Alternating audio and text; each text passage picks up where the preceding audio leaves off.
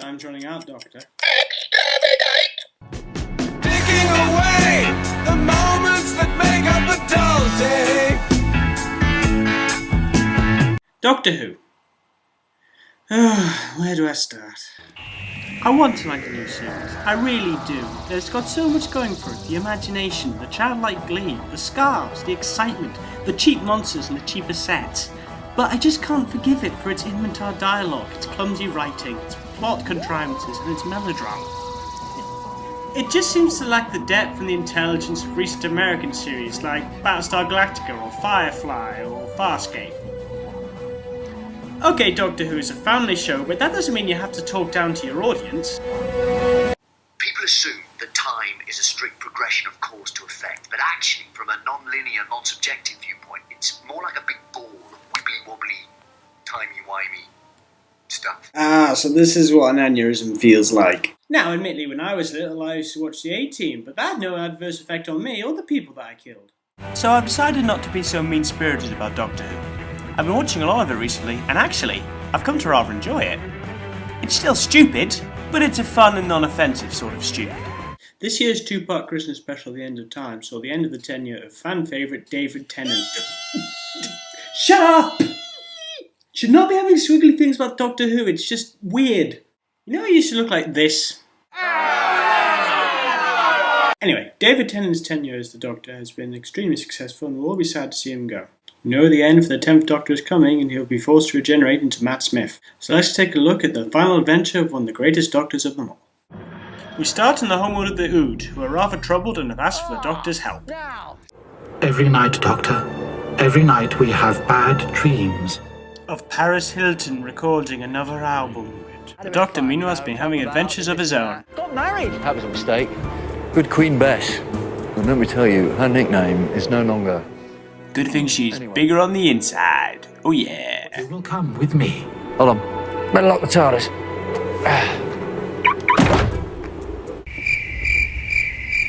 See? Like a car. I locked it like a car.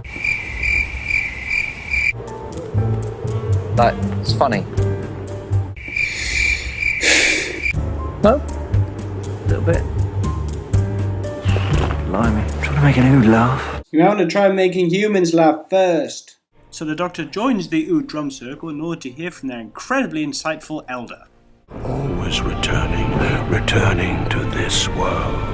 It is returning. So let me see if I understand this. Something is returning? The king is in his counting house. And the little teapot is both short and stout. You will join. You will join. You will join. You will join. Jesus, Frank Miller and Ood? So apparently the Ood have been having visions of the Doctor's arch nemesis, the Master. All the peoples of the universe dream of him now. So cue some rich, delicious exposition. The Master took the name of Saxon. He married a human, a woman called Lucy. She stood at his side while he conquered the Earth. Of course! Oh, and the Master's evil, by the way.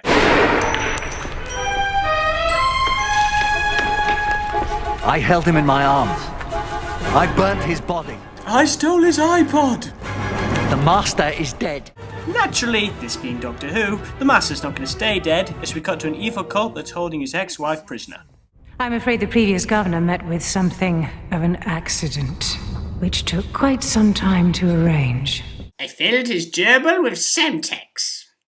So apparently the Master set up this evil cult in the case of his death to resurrect him.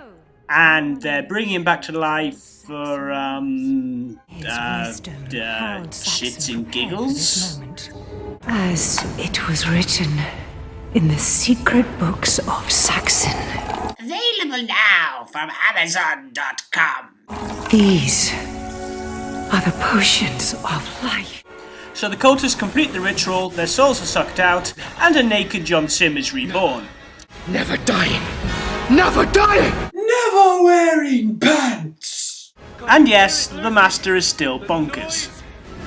The drumbeat! Louder than ever before! Like being at a Rush concert! Lucy objects to his impromptu impression of Dr. Manhattan and throws the antidote to his resurrection right at him. The next day, the Doctor arrives too late to stop the Master's resurrection.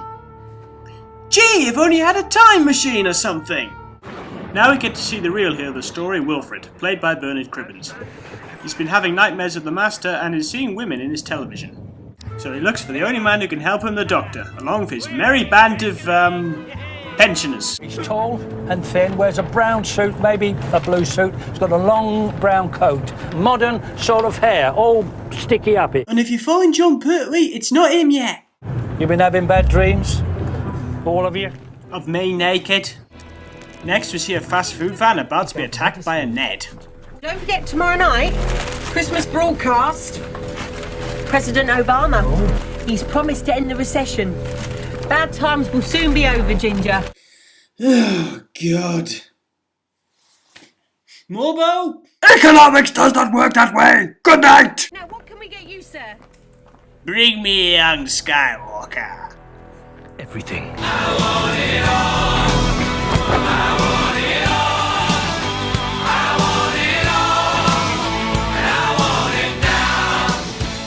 The Master is back sporting the Hobo Billy Idol look. Do I have to really? Alright. Oddly enough, his trip back from the grave has made him even more loony than he was before. Look at me. I'm splitting my sides. I am hilarious. Fortunately, the Doctor is here to save us from John Sims chewing the scenery as he arrives in a quarry from old Doctor Who. Perhaps the budget ran out. Anyway, he finds the Master and goes to serve the evil hoodie his Asbo. Please let me help. You're burning up your own life force. You're running out of hit points, you need a cleric. But the Doctor is stopped in his pursuit by the arrival of Wilfred and the Cardiff Bulls team. Might I say, sir, it is an honour to see you again. Oh, but you never said he was a looker. He's gorgeous. Take a photo. Not bad, eh? Be nice. Oh, God. Is this really necessary? Do you really need the bunch of old pensioners trying to jump David Tennant's bone? Really? Keep smiling. Is that your hand, Minnie? I'm sorry, did we want to do an episode of Torchwood by mistake? BARROWMAN! So, once the audience has bleached that trauma from their brain, the Doctor and Wilfred go to a cafe to further the plot. Seeing things, Doctor. This face at night. BARROWMAN! Okay, I'm going to stop making stupid jokes, because this is actually some of the best acting David Tennant's ever done for Doctor Who. And this scene is genuinely moving. I'm going to die, but I was told. He will knock 4 times. If I'm killed before regeneration, then I'm dead. Even then, even if I change, it feels like dying.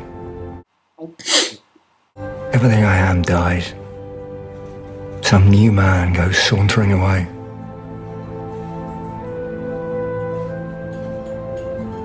And I'm dead.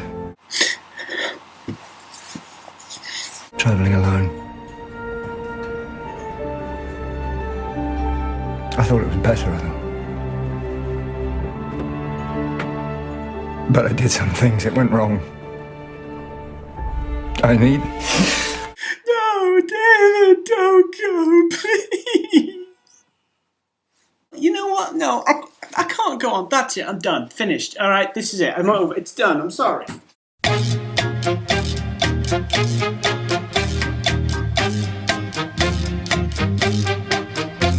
Okay. Ow. Yeah. When I said I wasn't going to do the video anymore, Toad beat me up and said he was going to start cutting off my fingers if I didn't do it, so I'm going to carry on. Yeah, you are, you bitch! You're gonna grow a pair! This scene is great. It really sets up the Doctor's farewell. Underlines why he needs to change, because he's become isolated, yet it also makes the audience sad that he's going. It's very well done and I commend it wholeheartedly.